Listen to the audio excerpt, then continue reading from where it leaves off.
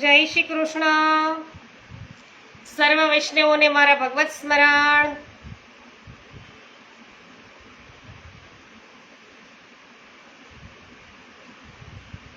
અજ્ઞાનતિમિરાન્ધસ્ય જ્ઞાનાંજનશલાકયા ચક્ષુરુન્મિલિतं main તસ્मै Shri ગુરવે નમઃ. શ્રી વલ્લભાધીશ કી જય. શ્રી ગુસાઈજી પરમ દયાલ કી જય.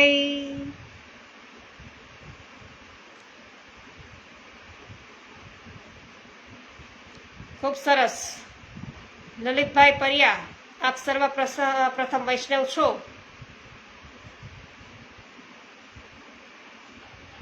સરસ, જુદું જુદું લખ્યું પણ લલિત પ્રિયા છે. તો લલિત પ્રિયા બેન, આપનું હાર્દિક સ્વાગત છે. મારા જય શ્રી કૃષ્ણ. આપ સર્વ પ્રથમ વૈષ્ણવ છો જે વલ્લભ આખ્યાનના લાઈવ વાંચનમાં ઉપસ્થિત થઈ ચૂક્યા છો. વલ્લભ આખ્યાન 7મું ગોપાળદાસજી રચિત, અને 7મા આખ્યાનની અંદર હવે આપણે આજે 8મી કડીમાં ગોપાળદાસજી શું કહી રહ્યા છે એ આપણે જોવાના છીએ. કૃષ્ણાબેન, સ્વાગત છે આપનું. જય શ્રી કૃષ્ણ.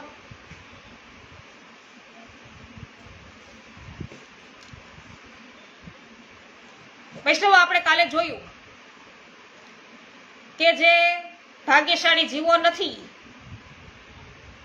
કે જેઓ છે શ્રી ગુસાઈજીની ટહેલ કરી શકતા નથી, આમ દેવતાઓ એનો ત્યાગ કરી, નિંદા કરી અને પોતે પધારી જાય છે, કેમ કે એમના શરીરની અંદર આ દેવતાઓ બિરાજે છે.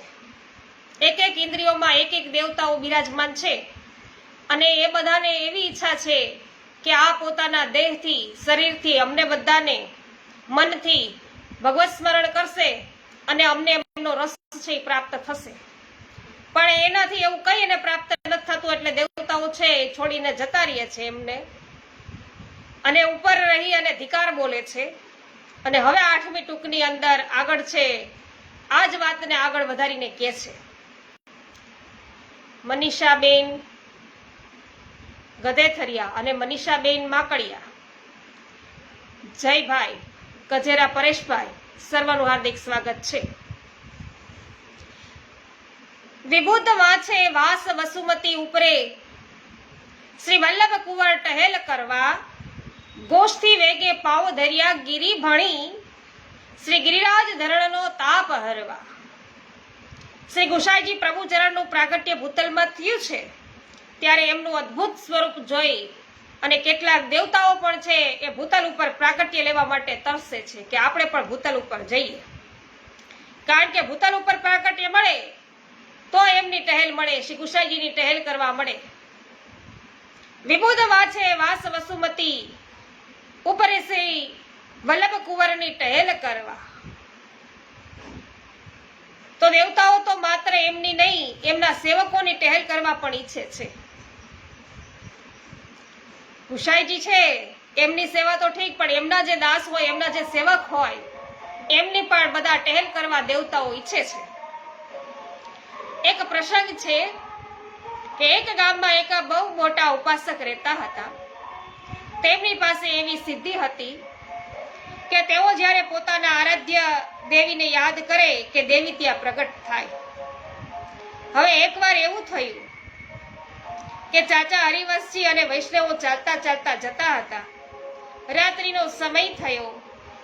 એક ઘરના ઓટલા ઉપર રાત્રિ વિશ્રામ કરવાનો વિચાર કર્યો અને રાત્રે બધા ત્યાં સૂતા. પેલા ઉપાસકે રાત્રે હાથમાં માળા લઈ અને જાપ ચાલુ કર્યા, અને એવી સિદ્ધિ હતી કે જ્યાં જાપ છે એ ચાલુ કરે ને દેવી છે એ પ્રગટ થઈ જાય. આજે આખી રાત બેઠો બેઠો જાપ કરતો હતો પણ દેવી ન આવ્યા. વિચાર કરે છે કે મારી સાધનામાં કઈ ભૂલ થઈ હશે, મારાથી કોઈ અપરાધ થયો હશે. રોજ યાદ કરું અને દેવી પ્રગટ થઈ જાય છે. આજે આટલા દેવીને પોકારું છું તો પણ આવ્યા કેમ નહીં? આખી રાત ના આવ્યા, પણ જ્યાં સવાર થઈ ત્યાં નામ લીધું કે સામેથી ચાલતા ચાલતા આવ્યા. અરે દેવી, આખી રાત આપના પાઠ કર્યા, જાપ કર્યા, મનામણા કર્યા, તોય આપ ન પધાર્યા, અને સવારે જરાક નામ લીધું કે આપ પધાર્યા. રાત્રે આપ કેમ ના આવ્યા? પવનભાઈ, રંજનબેન, હેમાબેન, જીતેન્દ્રભાઈ, ગીતાબેન, નેવિલભાઈ, સર્વનું સ્વાગત છે. રાત્રે હું આવી હતી પણ ઘરની અંદર ન આવી શકી, એમ દેવી કહે છે. તો કે કેમ? તમારા ઘરના આંગણામાં આવીને જોયું તો ઓટલા ઉપર વૈષ્ણવો સૂતા છે. વૈષ્ણવોને જોઈને મને થયું કે હું તો પ્રભુની માયા છું, પણ આ વૈષ્ણવો તો એ છે જેમના રોમે રોમમાં પ્રભુ બિરાજે છે, જેમની પાછળ પાછળ મારા પ્રભુ દોડે છે. આવા વૈષ્ણવો જ્યારે સૂતા હોય ત્યારે એમને ઉલ્લંઘીને હું તમારી પાસે કેવી રીતે આવું? તો આપે આખી રાત શું કર્યું? મને લાગ્યું કે આવા વૈષ્ણવોની ટહેલ માટે તો દેવતાઓ તલસે છે, અને આજે એ ટહેલ મને સુલભ થઈ છે. ગરમી સખત હતી, તેથી આખી રાત ઊભી ઊભી હું એ વૈષ્ણવોને પંખાની સેવા છે કરતી હતી. અરે, આપે વૈષ્ણવોને આખી રાત પંખો કર્યો? શું એ વૈષ્ણવો આપનાથી પણ મોટા થઈ ગયા છે કે આપ એને પંખો કરો? અનંત કોટી બ્રહ્માંડ જે પ્રભુના એક એક રોમમાં હોય, એવા પ્રભુ જો આ વૈષ્ણવોની પાછળ દોડતા હોય તો શું એ પ્રભુ આપણાથી મોટા ન કહેવાય? જેને પ્રભુ આધીન થઈ ગયા હોય એ વૈષ્ણવોની બરાબરી કોણ કરી શકે? દેવી, એ વૈષ્ણવો ક્યાં છે? જો હજુ બહુ દૂર નહીં ગયા હોય, હમણાં જ જા, રસ્તામાં મળી જશે. ભાગતો ભાગતો એ ગયો. ચાચા હરિવંશજીને જોઈને ઓળખી ગયો, કહે છે કે મને શરણે લ્યો. મનીષાબેન અઘેરા, ચિરાગભાઈ, સવિતાબેન, લલિત પ્રિયાજી અને કૃષ્ણાબેન બંને જય હો કહી રહ્યા છે. વૈષ્ણવોનું સ્વરૂપ જ આવું છે કે કયા વૈષ્ણવો કે જેમના પ્રભુ છે એને આધીન હોય એવા વૈષ્ણવો.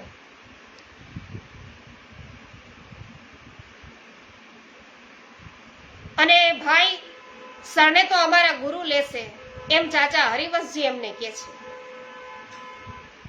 મને વૈષ્ણવ થવું છે, કૃપા કરીને મને વૈષ્ણવ બનાવો. હું બીજું કાંઈ તો ન કરી શકું. શ્રી ગુસાઈજીનો પ્રસાદી છે એ તમને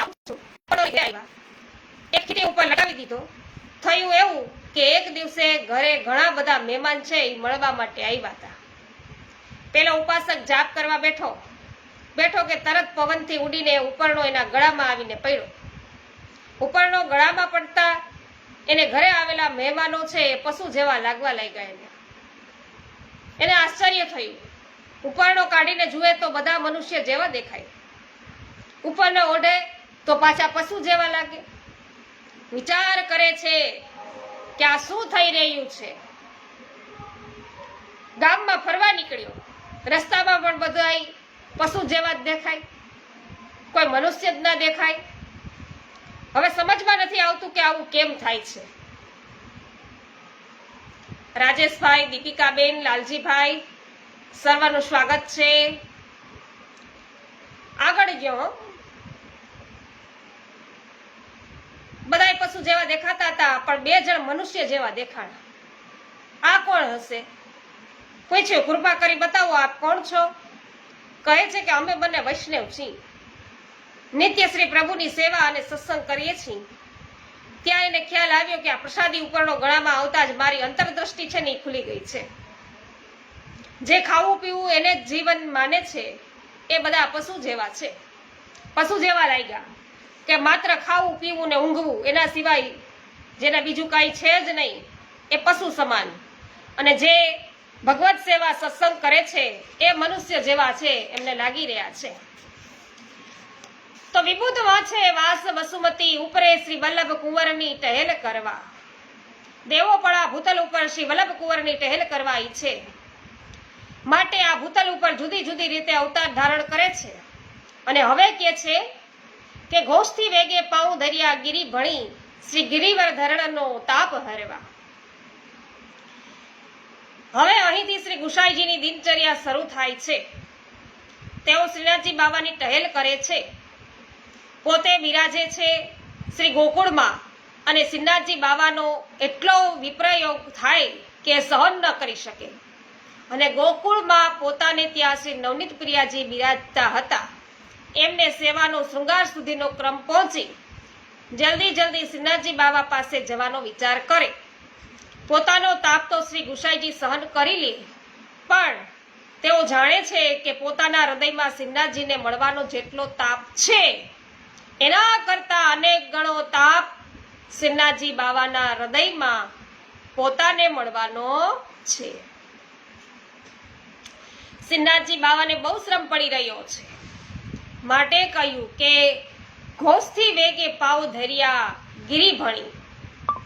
શ્રી ગિરિરાજ ધરણનો તાપ શ્રીનાથજી બાવા છે એમને તાપ થઈ રહ્યો છે, તો ગિરિરાજ ધરણનો તાપ છે એ હરવા શ્રી ગુસાઈજી શ્રીનાથજી બાવાની એવી ટહેલ કરે છે કે શ્રીનાથજી બાવા તેના વગર રહી શકતા નથી. કલાવતીબેન, ગિરીશભાઈ, જિજ્ઞાબેન અને જીતા શાહ, આપ સર્વ વૈષ્ણવોનું સ્વાગત છે. તો શ્રીનાથજી બાવાની એવી ટહેલ કરે છે કે શ્રીનાથજી બાવા છે તેમના વગર રહી શકતા નથી. કોના વગર? ગુસાઈજી વગર. એમને થાય છે કે મારા પ્રભુ મને યાદ કરી રહ્યા છે, શ્રીનાથજી બાવાને શ્રમ પડી રહ્યો છે, મારા પ્રભુ મારા માટે વ્યાકુલ છે. આવી અવસ્થાની ખબર પડે એટલે ગુસાઈજી પ્રભુચરણ કહે છે કે હવે મારે જલ્દી જલ્દી જતીપુરા જવું પડશે. મારા પ્રભુ મને યાદ કરી રહ્યા છે. ગત દિવસનો ક્રમ એમને યાદ આવી જાય. જ્યારે શ્રીનાથજી બાવાની સેવા પહોંચી ત્યાંથી નીકળવાના હોય ત્યારે શ્રીનાથજી બાવા કહે પ્રભુ મને આજ્ઞા આપો. શ્રીનાથજી બાવાને શું કહે કે પ્રભુ મને આજ્ઞા આપો. ત્યાંથી નીકળે ત્યારે શ્રીનાથજી બાવાની દશા પણ કેવી થઈ જાય. શ્રી ગિરિરાજજીને તાપ છે થાય છે અને શ્રી ગિરિરાજ ધરણને પણ તાપ છે. ગિરિરાજજીને પણ તાપ છે, ગિરિરાજ ધરણને પણ તાપ છે. શ્રી ગિરિરાજજી હરિદાસ વર્ય છે, પ્રભુના દાસોમાં શ્રેષ્ઠ છે. એ જાણે છે કે મારા સ્વામી મારા ઉપર બિરાજે છે, તેમને આજે બહુ શ્રમ છે કારણ કે શ્રી ગુસાઈજી તેમનાથી દૂર છે. જલ્દીથી ગુસાઈજી છે એ મારા પ્રભુની સેવામાં પધારે, સેવાનો ક્રમ છે પ્રારંભ કરે તો મારા પ્રભુને સુખ મળશે, એમ ગિરિરાજ બાવા વિચારી રહ્યા છે. આ બંનેનો તાપ શ્રી ગુસાઈજી સહન ન કરી શક્યા. જલ્દી જલ્દી શ્રી ગોકુલથી જતીપુરા જવા નીકળ્યા. કેવી રીતે પધારે છે એનું વર્ણન આગળની 9મી ટૂંકમાં છે એ કરે છે. ફૂલ ફેટે ભર્યા વસન વાઘા તણા, વિવિધ ભૂષણ તે અંગ ધરવા, તુરંગ ચાલે વાયુ વેગે ઉતાવળો, જેણે નૌકા ચાલી સિંધુ તરવા. આ 9મી પંક્તિની અંદર ગોપાળદાસજી શું કે છે ચાલો જોઈએ. ભક્તિ સાકરિયા, જયશ્રીબેન, રેખાબેન, ગીતાબેન અને કરશનભાઈ અને સંજયભાઈ સર્વનું હાર્દિક સ્વાગત છે. તો શ્રી ગુસાઈજીને પ્રભુ પાસે જવાની ખૂબ ઉતાવળ છે. એટલા માટે નહીં કે પ્રભુ પાસે જઈશ તો મને સુખ મળશે. ઉતાવળ એટલા માટે છે કે હું ત્યાં જઈશ તો મારા શ્રીજીને સુખ થશે, મારા પ્રભુનો તાપ છે એ દૂર થશે, મારા પ્રભુ જે મારા માટે વ્યાકુળ છે એમને સુખ મળશે. એટલા માટે એટલા ઉતાવળા થયા, ફૂલ ફેટે ભર્યા. પ્રભુ માટે જેટલા જેટલા પણ સુંદર માલાજી સિદ્ધ કર્યા છે એ બધા સગડા છે એ જોડામાં ભર્યા. ક્યાંક શ્રીજી બાવા સુધી પહોંચતા ફૂલ કરમાઈ ન જાય. આ એક એક ફૂલ શું છે? શ્રી ગુસાઈજી તો ચંદ્રાવલીજીનું સ્વરૂપ છે અને પુષ્પ એ જે વ્રજ ભક્તોના કોમલ મન છે. પુષ્પ છે એ શું છે? વ્રજ ભક્તોના કોમલ મન છે. આપણા પુષ્ટિ માર્ગમાં ફૂલ એ વ્રજ ભક્તોના સ્વરૂપો છે. એક વૈષ્ણવનો પ્રસંગ છે કે શ્યામદાસ નામના એક વૈષ્ણવ શ્રી ગુસાઈજીએ ફૂલ સેવા એમને સોંપી અને રોજ ફૂલની સુંદર માલાજીએ સિદ્ધ કરે. શ્યામદાસ વિચાર કરે કે આપણા માર્ગમાં દરેક વસ્તુ અલૌકિક છે. હું આ માળા કરું છું એ ફૂલોનો ભાવ શું હશે? શ્રી ગુસાઈજી પાસે જઈ અને પૂછે છે, કૃપાનાથ, આ માર્ગમાં દરેક વસ્તુઓનો અલૌકિક ભાવ છે, તો આ ફૂલોનો શું ભાવ છે? જુઓ વૈષ્ણવ, આપણા માર્ગમાં ફૂલ એ માત્ર ફૂલ નહીં પણ વ્રજભક્તોના સુકોમલ મન છે. જ્યારે જીવ ફૂલોના માળાજી સિદ્ધ કરવાની સેવા કરે, વ્રજભક્તોના સુકોમળ મનને સ્નેહના તારમાં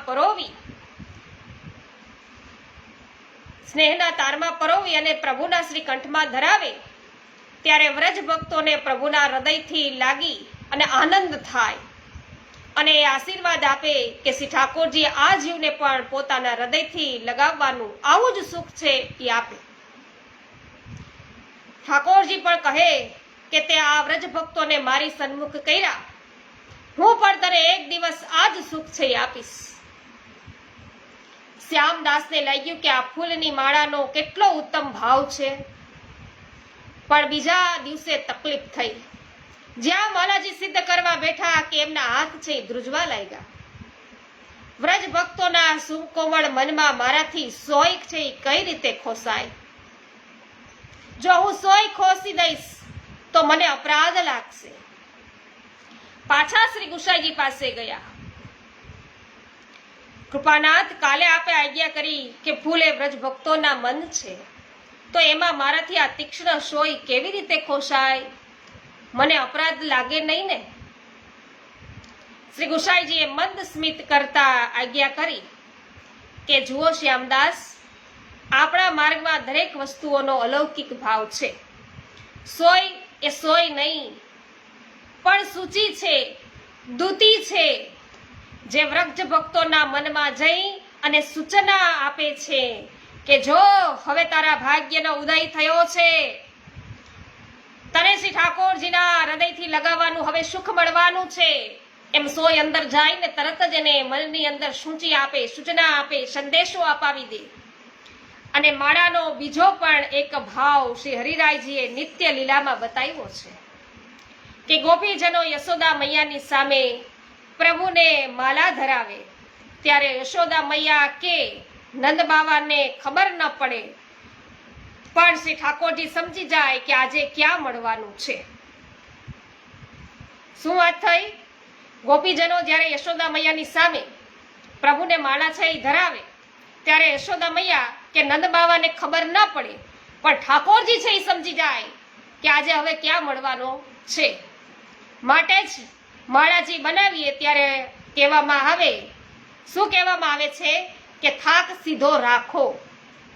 થાક સીધો ન હોય તો ઠાકોરજી છે એ રસ્તો છે એ ભૂલી જાય અને ગોપીઓ રાહ જોતી રહી જાય અને ઠાકોરજી રસ્તો ભૂલી જાય, કોઈ બીજા એડ્રેસ પર પહોંચી જાય. તો વ્રજ ભક્તોને પણ શ્રમ પડે અને પ્રભુને પણ શ્રમ પડે. આવા પુષ્પોને પોતાની જોડીમાં પધરાવી અને શ્રી ગુસાઈજી પધારી રહ્યા છે.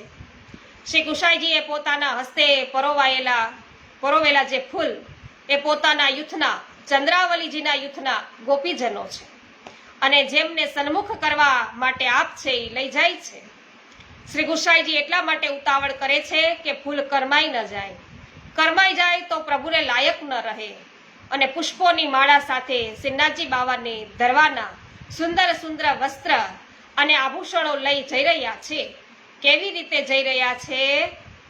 તુરંગ ચાલે વાયુ વેગે ઉતાવળો, જાણે નૌકા ચાલી સિંધુ તરવા.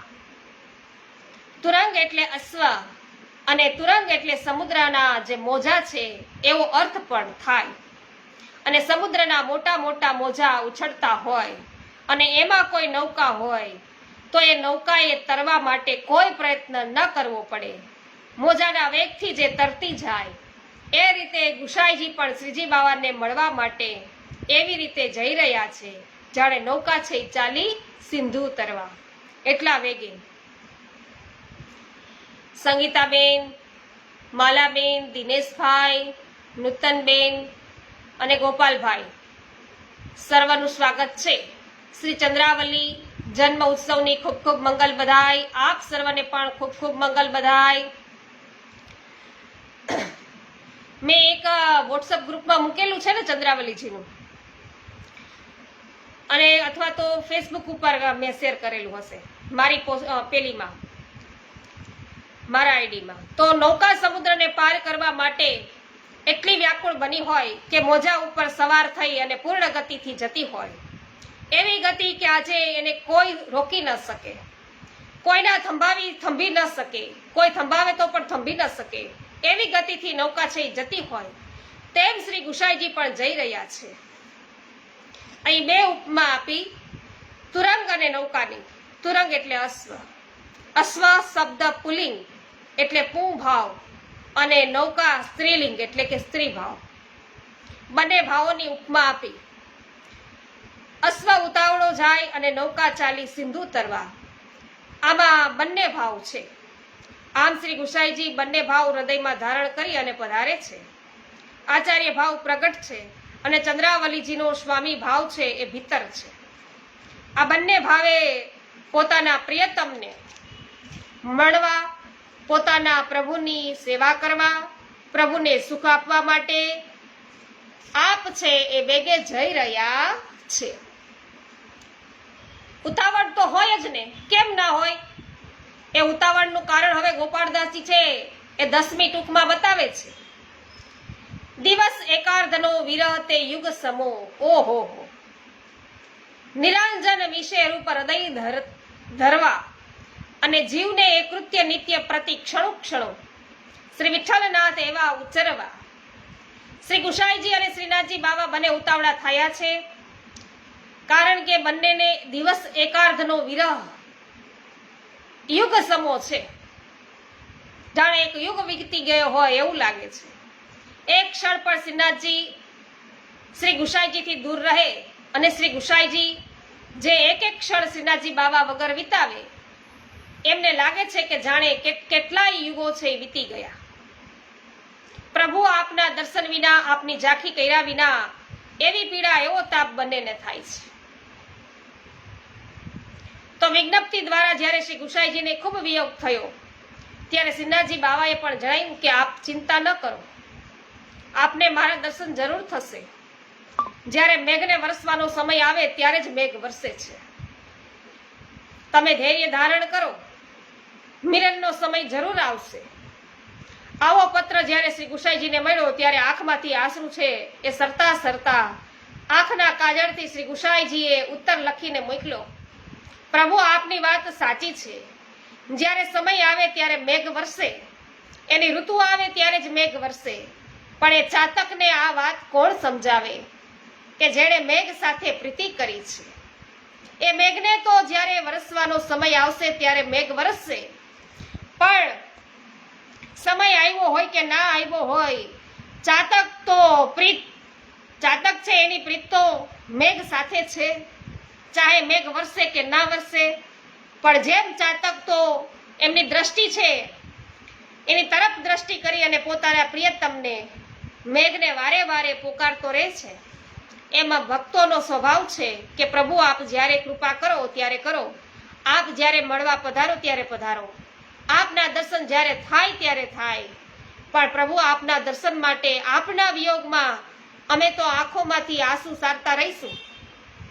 આપ મેઘ છો તો અમે એ સ્વાતિ જલ બિંદુ માટે તરસતા રહીશું. ચાતકની પ્રીતિ આપની સાથે છે, એને સમજવાનું મુશ્કેલ છે, એને સમજાવવું છે ને ખરેખર મુશ્કેલ છે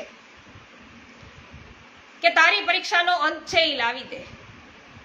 એ તો એના પ્રિયતમને પુકારતો જ રહેશે. આવી આતુરતા શ્રી ગુસાઈજીને પ્રભુને મળવાની છે. આવી આતુરતા શ્રીનાથજી બાવાને શ્રી ગુસાઈજીને મળવાની છે. એટલા માટે તો ભક્તો કહે છે કે જેવી પ્રીત આ બંને સ્વરૂપોને પરસ્પર છે એવી દુનિયામાં ક્યાંય જોઈ નથી. દુનિયામાં અનેક પ્રીતોના દ્રષ્ટાંતો અપાય છે, પણ જેવી પ્રીત યશોદાનંદન અને વલ્લભનંદનની છે એવી પ્રીત તો અમે ક્યારેય જોઈ નથી. ભક્તોએ એ પ્રીતનું વર્ણન કરતા અદ્ભુત ભાવો છે વ્યક્ત કર્યા છે. પાવતીબેન, કૌશલભાઈ, વિનોદભાઈ, સ્વાગત છે સર્વનું.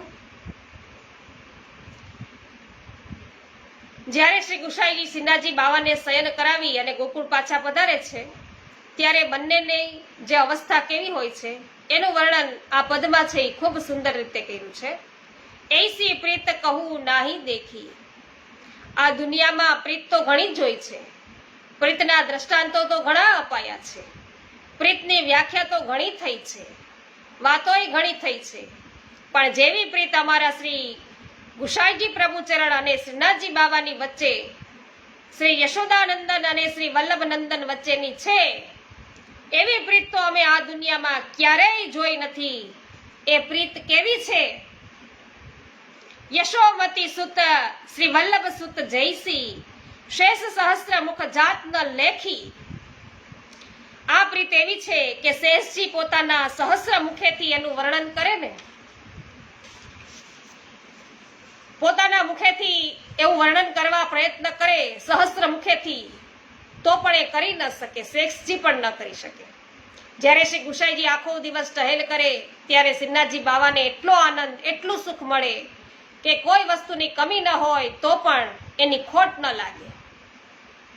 શ્રીનાથજી બાવાને એ વાતનો આનંદ રહે છે કે મારા શ્રી ગુસાઈજી મારી પાસે છે. આખા દિવસની સેવા પછી શયનનો ક્રમ આવે ત્યારે આપણું હૃદય છે ભરાવા લાગે, નેત્રો છે છલકાવા લાગે. શ્રી ગુસાઈજી ભોગ છે એ ધરવા પધારે ત્યારે શ્રીનાથજી બાવાની આ અવસ્થા જુએ ત્યારે શ્રી ગુસાઈજીથી પણ આ સહન ન થાય. પ્રભુ આપને છોડી અને ગોકુલ જવાનો સમય આવ્યો છે. જ્યાં આ ભાવ હૃદયમાં આવે આંખમાં આંસુ આવે. શ્રી ગુસાઈજીએ છુપાવવાનો જે પ્રયત્ન કરે, આંસુ છુપાવવાનો, હૃદય ભરાઈ આવ્યું છે છુપાવવાનો પ્રયત્ન કરે. મારા શ્રીજી મારા આંસુ જોઈ ન જાય, જો એ જોઈ જશે તો મારા પ્રભુથી સહન નહીં થાય. મારા પ્રભુ બહુ સહન કરી શકે, બધુંય સહન કરી શકે, પણ મારી આંખના આંસુ છે એ સહન ન કરી શકે. જ્યારે પાછા જવાનો સમય આવે ત્યારે મુખિયાજીને બોલાવે, એક એક સેવક છે એને બોલાવે, કહે જોજો હો, મારા લાલાનું ધ્યાન રાખજો, મારા શ્રીજીનું ધ્યાન રાખજો, એમને જરા પણ તકલીફ ન થાય એ તમે જોજો.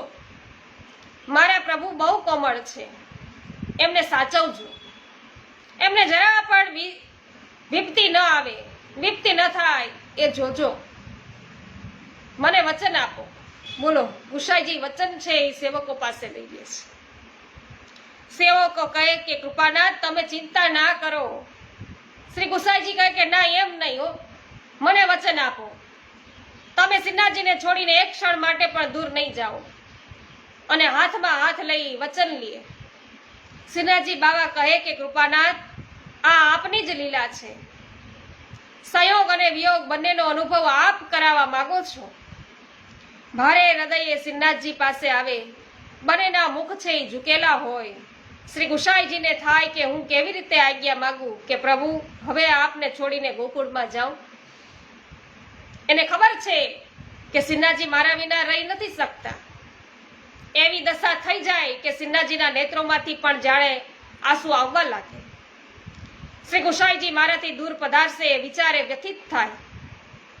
કહે કે તમને જવાની આજ્ઞા હું કઈ રીતે આપું.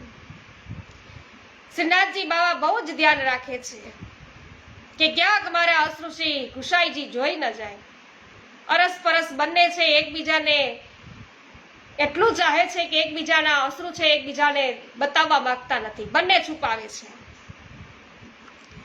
જોઈ લેશે તો અહીં જ મૂર્છિત થઈને ઢળી પડશે. શ્રી ગુસાઈજી બહુ જ સહન કરી શકે, બધું જ સહન કરી શકે, પણ જો શ્રીનાથજી બાવાના નેત્રમાં આંસુ આવે એ પણ પોતાના માટે, તો એ એમને સહન ન થાય.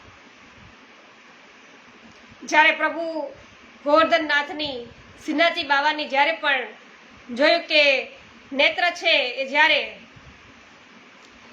રિક્તિમ વર્ણ થયા ત્યારે પણ આપે કપોલ ઉપર હાથ ફેરવી ખૂબ સ્નેહથી પૂછ્યું કે આજે શું પ્રકાર થયો પ્રભુ, આજે કેમ ફરી પાછી તમારી આંખ છે આવી રિક્તિમ વર્ણી થઈ છે?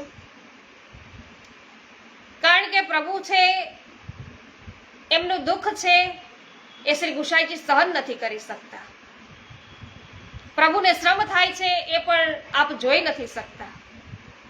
તેથી જ જ્યારે આજ્ઞા લેવા આવે ત્યારે શ્રીનાથજી બાવાના બંને ચરણોને દ્રઢતાથી પકડી લે અને પોતાનું મસ્તક છે ચરણમાં મૂકી દે અને કહે કે કૃપાનાથ જવાની આજ્ઞા આપો. ત્યારે શું દશા થાય?